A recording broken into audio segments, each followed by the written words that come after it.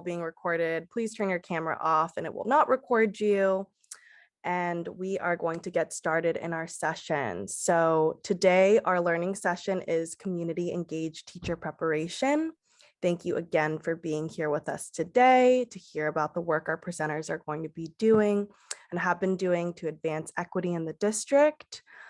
Just a quick reminder as we're going through our session, make sure to be actively present, keep yourself muted, and ask any questions in our Padlet that I'll share in a moment. Again, this is a pretty intimate session, so if presenters feel more comfortable just having folks unmute themselves and have a conversation, I think that's completely fair since we only have a couple folks right now. And with that, I am going to go straight into introductions of our presenters. So for this session, we have Dr. Katie Solik. Dr. Solik is an associate professor in the literacy department at Westchester University and the program coordinator for the Community Immersive Semester for Educators. We also have Mrs. Lorena Zeller. Mrs. Zeller is the proud principal of Ad B. Anderson School. Mrs. Zeller is a primary collaborator with and a member of the advisory board for the Community Immersive Semester for Educators program. We don't have with us today, but who has been an important part of this presentation and the work is Dr. Kathleen Riley. Dr. Riley is an associate professor in the literacy department at Westchester University and also a member of the Community Immersive Semester for Educators teaching team. We also have Dr. Dana Morrison. Dr. Morrison is an assistant professor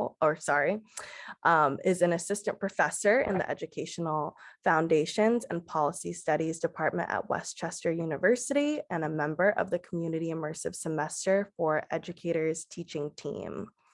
And then finally, as Paul is actually coming in, we have Dr. Paul Sylvester. Dr. Sylvester is an associate professor in the early and middle grades education department at Westchester University and a member of the Community Immersive Semester for Educators teaching team. So they all will be presenting the Community Immersive Semester for Educators, a university school community partnership for community engaged teacher preparation. Really excited about this presentation. And before I turn it over to our panelists, I'm just going to put a quick link to our question parking lot in the chat. If questions come up and you feel more comfortable just writing it in the parking lot chat so we can have them answered at the end, feel free to just record them in that Padlet. If we don't get all of your questions, we'll follow up with answers in our post-summit communication. But again, we have a fairly intimate group, so I think it's totally okay to just also unmute and have a discussion once we reach that portion. So I will now turn it over to Dr. Solik to get us started. Great, thank you, and good morning.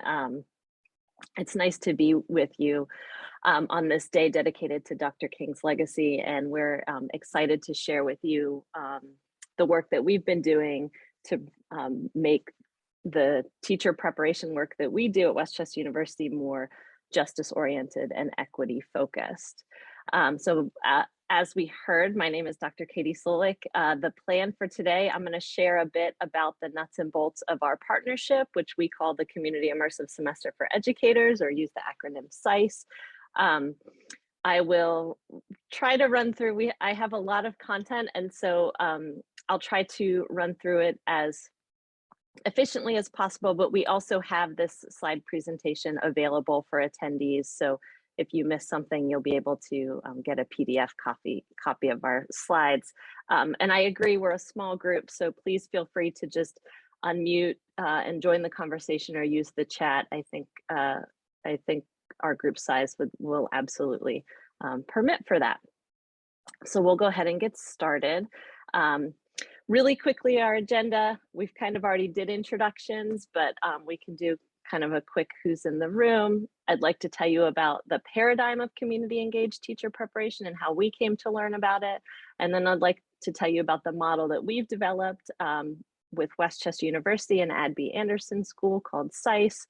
And then talk about each component of our model and what so far has been working and what some of the challenges are that we are still working through. And then after I speak for a bit, I'm going to hand it over to Mrs. Zeller, who's going to tell us a bit about her thoughts about the partnership from the perspective of the school leader. And then we'll open the floor for questions and conversation. And some of my other collaborators, including Dana and Paul, are available for conversation and discussion as well. So we have done introductions, but this, all of this would not come to be without wonderful collaborators who want to work with us. So I do want to highlight Mrs. Zeller, who's here with us today, but I also want to highlight our lead community mentor. Her name is Miss Tina Barlow. She's an Anderson parent and resident of the Cobbs Creek neighborhood and longtime community force, I think is the best way to describe Miss Tina, who everyone knows. She has been with us from day one of this partnership and plays a really critical role in the community mentoring, which we think is really a special part of what it means to do community engaged teacher preparation. So she's not here with us today, but I wanted to kind of give a shout out to her as we get started. You've already heard introductions of our team. I also want to note Dr. Kathy Norris. She's a former colleague of ours. She's no longer at the university, but she was a member of our team for the first 2 years as well and played a critical role in getting this partnership off the ground. So we very much so miss and appreciate Dr. Norris as well. Really quickly, if you're an attendee and you wanted to share your name and kind of affiliation in the chat to give us a sense of who's listening, you would be welcome to do that. And we'll certainly have time for more conversation later. I'm going to go ahead and continue while our attendees, if they choose, share in the chat. So we have modeled SICE within a paradigm called community engaged teacher preparation. And I want to take a little time to talk about the tenets of this paradigm. It is sort of a shift from some of the ways that we traditionally do teacher preparation. And we first learned about community engaged teacher preparation from colleagues at both Ball State University and Widener University, who have both developed community engaged teacher preparation models that we have learned a lot from. So we want to kind of acknowledge where our inspiration comes from. But in the community engaged teacher preparation paradigm, there's really two tenets that are most valuable. The first is that future teachers should develop their craft in the spaces where children live and play, learn, and grow. And that having what's called contextual cognizance, or understanding contexts in which children and families live, is critically important to being able to teach in a way that reaches children and families. So that's the first tenet. And the second tenet of community engaged teacher preparation is that future teachers need to learn how to center the wisdom of communities as a vital source of knowledge in their teaching, and particularly and especially communities that have historically experienced marginalization in school systems.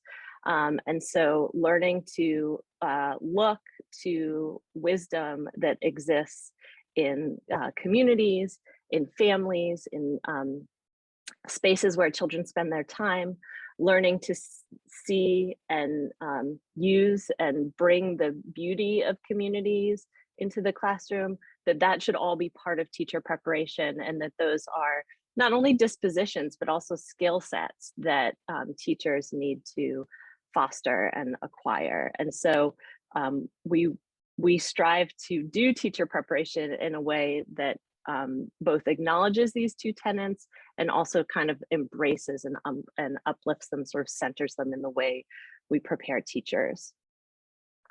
I would say in terms of theories, we are grounded very much so in Peter Morell's concept of a community teacher, which has been around for a little while for thinking about urban teaching. And more recently, we are also grounded in Bettina's Love's idea of an abolitionist teacher, and that teachers, particularly teachers who work in Black and Brown communities, really need to adopt the mindset and spirit of an abolitionist and a freedom fighter to do their work. And so we draw from both of these as we think about our experiences for our teacher education students.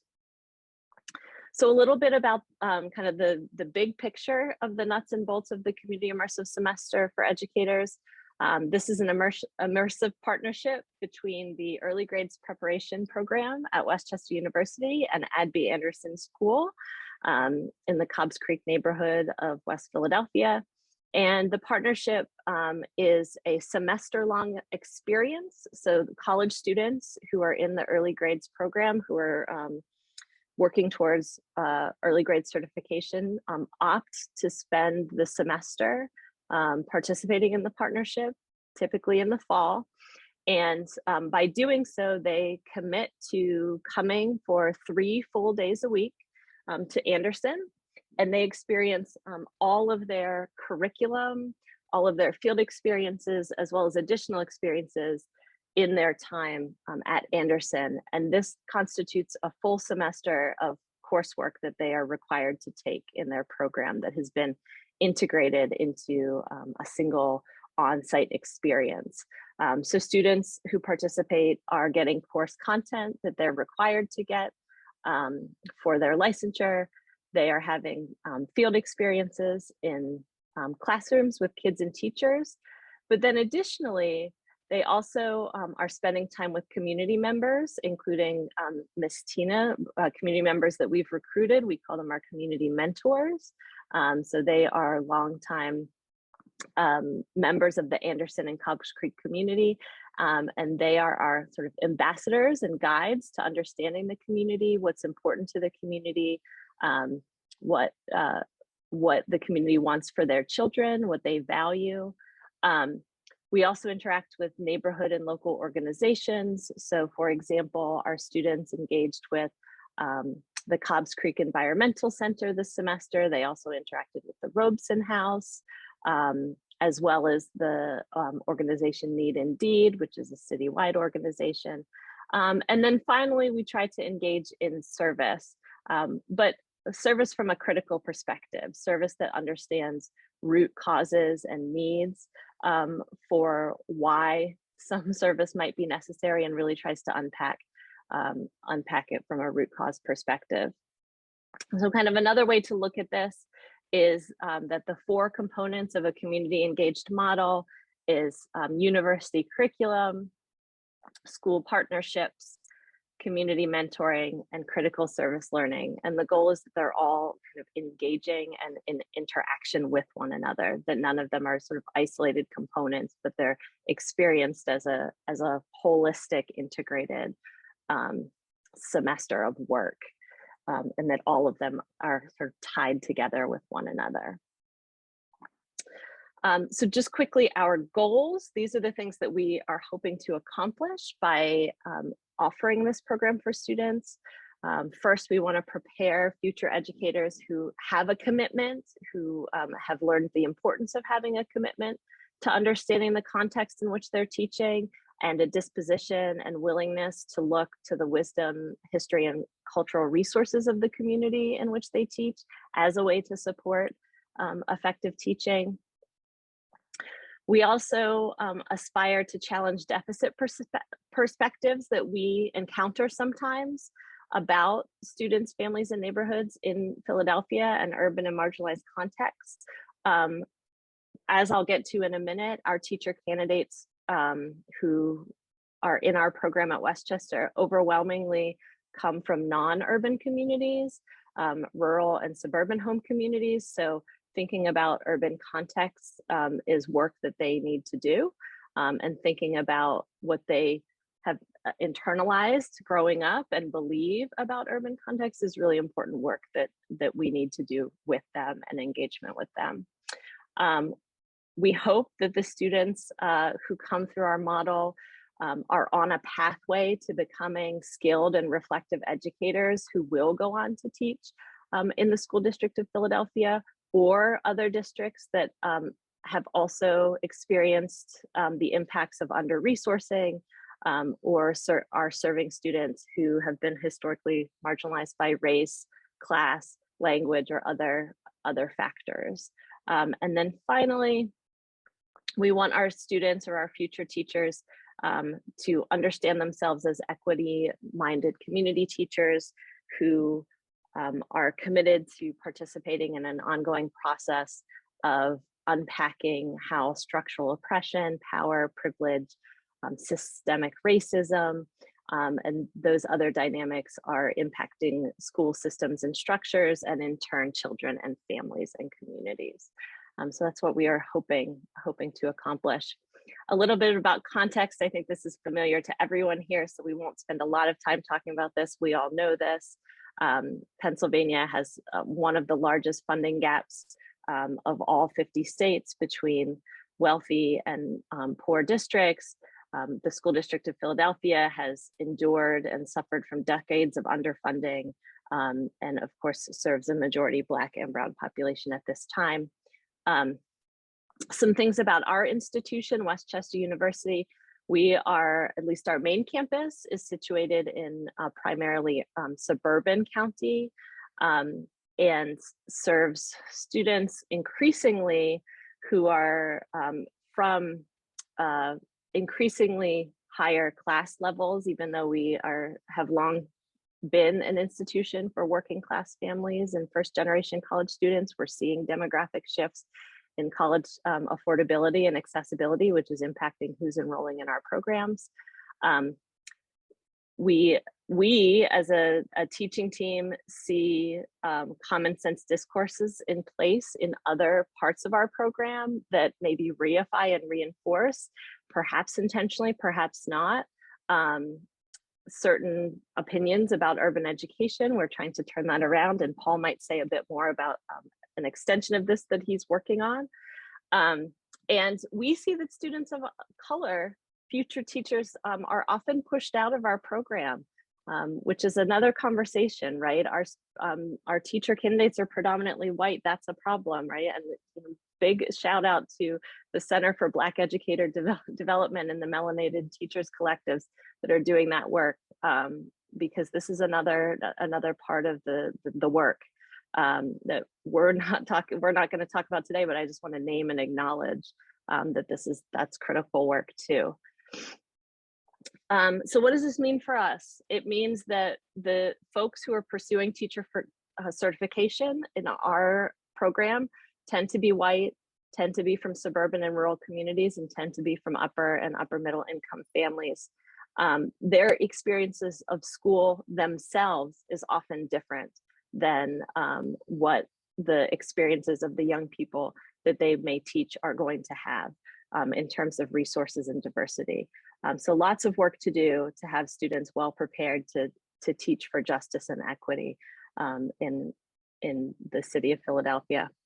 So really quickly, I'm not going to go into tons of detail, but I want to tell you about a little bit about a couple dimensions of our partnership in terms of what's been working well. We have had 3 cohorts of students, so we've been working for the last 3 years on this. I think we've had some successes, and I think we have some room to grow, and we'd like to tell you about each of those. So in terms of our university curriculum, we have pulled together 5 courses from across 3 different departments at our institution.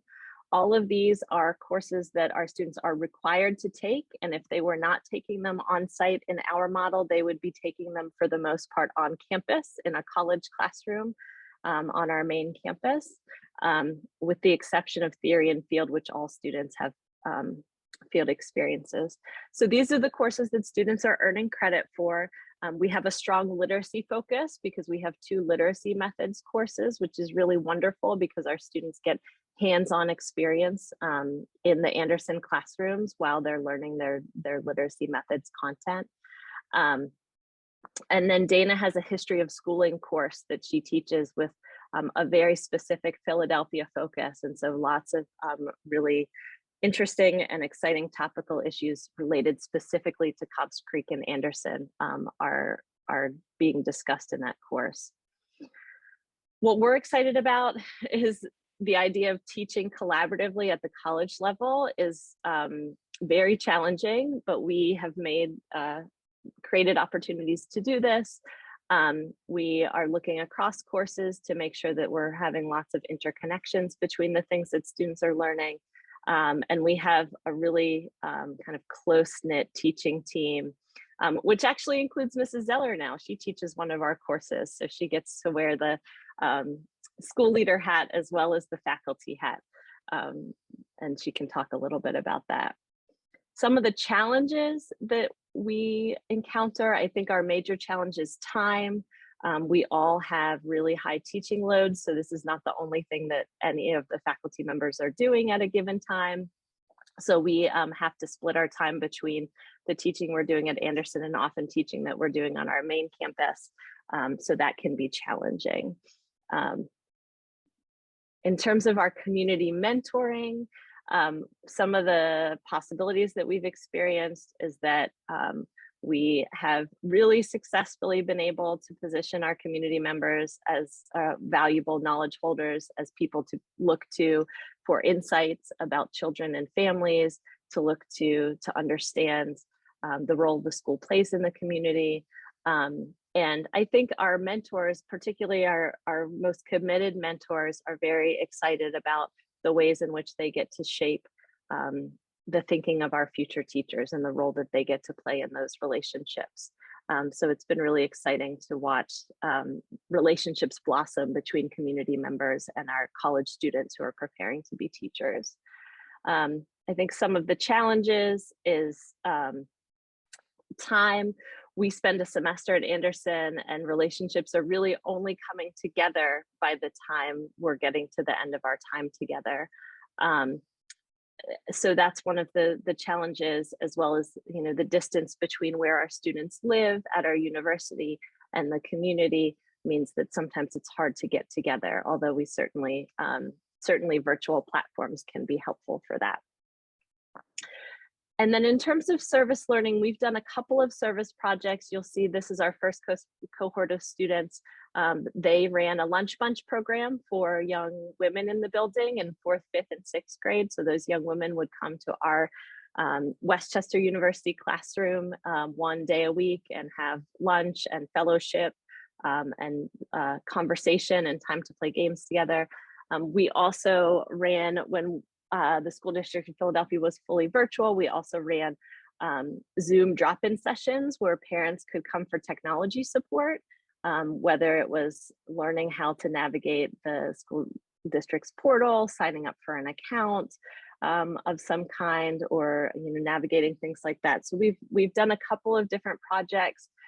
We try to follow the lead of Mrs. Zeller in the school in terms of what is needed and where we can add value, and also think about root causes. So some of the possibilities in the service that we've done is that we get to do that root cause analysis, talk about power and policies. You know, why is it that we need to have technology support for families? Why is it that young women in this community will benefit from mentoring relationships, things like that. We want our students to see themselves both as members of the team and also to be, you know, accountable for the things that they're learning and benefiting from being on site. And some of the challenges is just, again, time, sometimes funding, and aligning schedules is sometimes a challenge with our college students, and the needs of the community and when our students have availability versus, you know, when community needs are best met time-wise. So kind of alignment is something that we focus on too. Okay, at this point, I'd like to hand it over to Mrs. Zeller and give her about 10 minutes or so to talk about her thoughts from a school leader's perspective. And then we'd like to dedicate the last 10 minutes to some conversation and discussion. So Mrs. Zeller. 10 minutes. I didn't know I had that much time. You have lots to say. So good morning, everyone. Again, thank you for being here. If you hear my radiators, just ignore it. Sorry, just old West Willie home, you know, my radiators are excited, I guess, to join in the conversation today. So I just want to thank you for being here and just being like curious. I would like to hear, though, from you, Rebecca and Jennifer, why you are here, because that might help frame some of my talking points. I have some talking points, but like I would also like to hear, what caused you to come to this particular session, so I can use that in my my guiding question. So feel free to unmute yourself and tell us why. So selfishly, I am a doctoral candidate at Cabrini. And so I'm looking at how to support teachers in urban schools where clearly, they are nothing like the students that they teach. So just thinking about having courageous conversations and things like that. So then how do we build partnerships also like with universities where that pre-service learning happens versus what their actual experiences are. Thank you. And that's not selfish, because that work is benefiting your students. So not selfish. Hi, everybody. Well, I wasn't entirely sure what to expect from the session, but as I mentioned in the chat, I'm a mother. My children are here in the school district, but I also am a landscape architect and a teacher at the university level. And one of the things that's interesting to me so far about the conversation is how many parallels that I see between what you're describing with teaching, up and coming teachers compared to what I see in teaching designers, but also being a practicing designer. My firm, Olin, is here in Philadelphia, and we're largely an urban design firm, and in a overwhelmingly white profession of landscape architecture and urban design. And so I think that a lot of the challenges that you're describing are very relevant. So I'm trying to piece together in my own mind how to translate, some of what you're describing in the realm of teaching and educating teachers with the realm of design in the built environment and how we provide services and partnerships to communities, to urban communities. Thank you, Rebecca. So as you heard before, my name is Marina Zeller. I'm the proud principal at Abby Anderson School. I am in my 7th year as principal at Anderson. And so one of the things, and I'm also a graduate of Westchester University, so I can also say that proudly. Graduated in 2010 with my bachelor's from Westchester. So when this was presented to me a few years ago, was that like 2017, 2018? Idea was presented. One, I was just intrigued, right? Because as a Westchester graduate, I am thankful for my experience in the teacher preparation program. I thought I was prepared to come into Philadelphia schools and teach special education, which I did. But I did also see a gap, right? Especially as a woman of color, as a Black woman. My experiences, were very different sitting in the seat as a student, but also then coming into Philadelphia schools. And I was prepared with pedagogy. I was prepared in terms of how to collaborate with colleagues to help students become better. And as a Philadelphian, right, I had context of what it meant to be a Philadelphian and what Philadelphia schools needed, but I thought that there was a gap in how some of the structural oppression that was in our schools that wasn't connected in my classroom at Westchester, right? And so, yes, I felt like I was prepared to move students from A to B in terms of academics. I felt like I had the skill set to learn how to have courageous conversations sometimes with colleagues and families. I was given that skill set, but I wasn't given the skill set to be critical of the why and why things presented themselves as they were in Philadelphia schools. In terms of the teacher preparation program, I got those skills from other people, but not necessarily when I was at Westchester.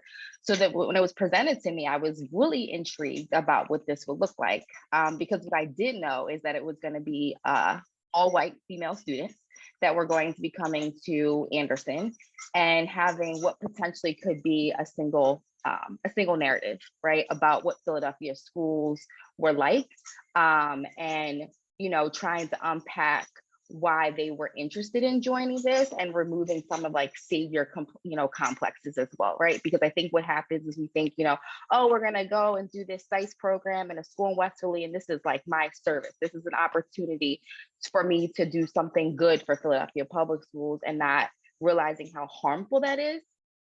And so one of the things that I was really excited about was the grounding theory of SICE, and the professors that were leading this work shared in that belief. Like, this is not work that we're doing for Anderson. Like, if that's what you need, then you should not come. Exit, the door is right there.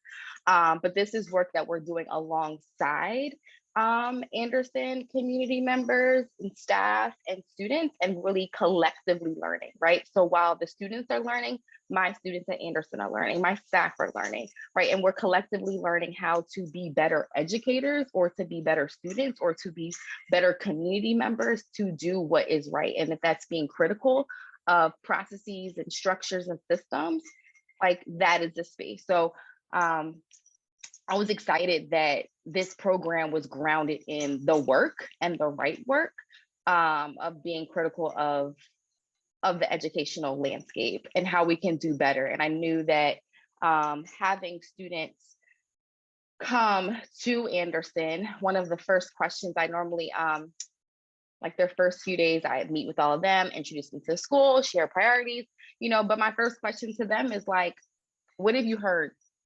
What are you coming with, right? Like, what are you thinking about Philadelphia public schools? What do you think about Anderson? And I try to create a safe space where I was like, this is a no judgment, but whatever you came with, we need to figure out how to unpack that. And then I, share the invisible, knapsack with them. And like, we all have our own biases and perspectives, but once you step in front of this here building at Abby Anderson School, if you're coming here with any of that, my job as a school leader is to be super protective of my babies and their experiences.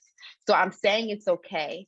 I'm validating that, like, your privileges, some of your experiences and things that you've heard, yes, that it's fair. Like, that is your perspective. But we're going to quickly try to get rid of that perspective and adjust it and create a safe space to realize that, like, we can have conversations to figure out why I thought that, but ultimately how I can get rid of that thought and change the narrative. Something that I'm really big on is building relationships. And I know Dr. Solik kind of said, it's hard because it takes a while, right? It takes a while to build trusting relationships that are two-sided, that are grounded in like, you care, I care, we can care together. And so as the students start to like love Anderson babies, now, if you're gonna love somebody, I can fight for you. It looks different, right? If you look at data about Philadelphia funding formula versus Lower Merion, it's different, right? Like, it's things on paper. But now when I can think about how that funding formula is impacting Jakai, because I worked very closely with Jakai and his family, me being justice oriented, like, that work now looks different. And so that's one of the things that I appreciate about SICE, is that they're really immersed into the community. So they're not just getting the theories of like, yeah, this is a broken system, but now you're getting to love the people that are impacted from this broken system, and we can do this work together. So the school leader, like, I appreciate the ongoing immersion, like, that the students have with the Anderson students and the Anderson staff to really like intensively like figure out what's happening, but like build relationships that can sustain the justice work that we all need to do. I also appreciate that this is a university partnership, but it aligns to Anderson's priorities, right? And so Westchester has their own priorities, Anderson has our own priorities, but because it's an immersion, we have the opportunity to collaborate to figure out where that where the alignment happens, so that we can see real work happen.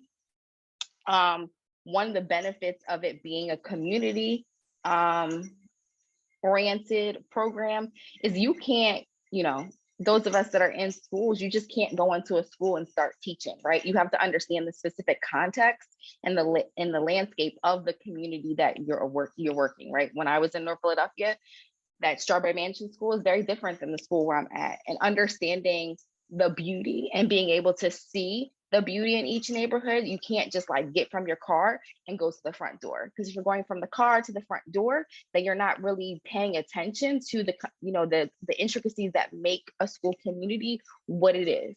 And so I really appreciate the fact that it requires students to get those skills, prior to student teaching, when at that point somebody is validating whether this is the career for you or not for you, right? And so this is giving students some skills before they enter their student teaching experience to say, all right, well, I'm not going to have a white savior. I'm going to unpack my privileges. I'm going to be more critical if I'm a part of a common planning time meeting. And if my co-teacher that I'm doing my student teaching with says like, oh no, we're going to change the rigor of the assignment because the kids can't, like, I'm going to be more critical because I'm going to say, no, they deserve grade level instruction, right? And you're going to be able to push like equity in a different way because you've already kind of built a muscle of how to engage or to think differently about certain systems that impact our children. So yeah, I'm all for it every single day. Would do it every year. It is work. So like Ms. Hale, it's work. I don't want you to think that it's not work. But it is work, but I do see that it has benefited it's benefited my students. And another thing that I am grateful is that families are now feeling empowered that are part of the community mentoring program. They're feeling empowered to say like, dang, I'm helping college students be better, right? And we think about families who probably, some of them didn't go to college or haven't been to college, but they're having an impact on what does a college student and how does a college student like be prepared to be a teacher, right? That's worthy of my students and worthy of my children. And it's helping to build value in everyone, regardless of your educational or socioeconomic background. Everyone has a place to make sure that our babies are validated and they grow and get the skills that they need. So.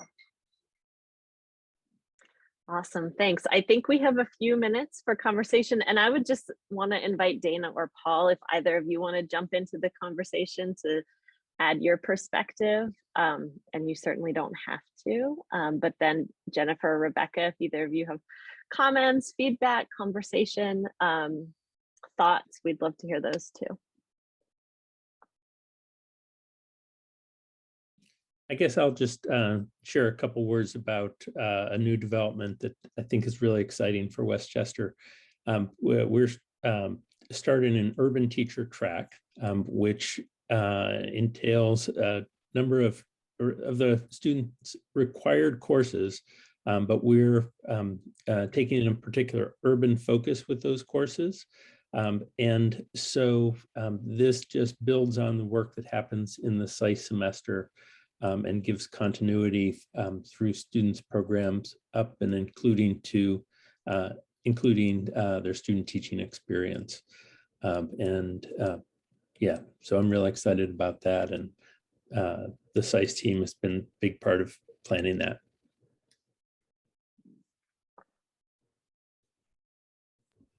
I guess I'll just add that, to get us kicked off on the question and answer discussion that we have.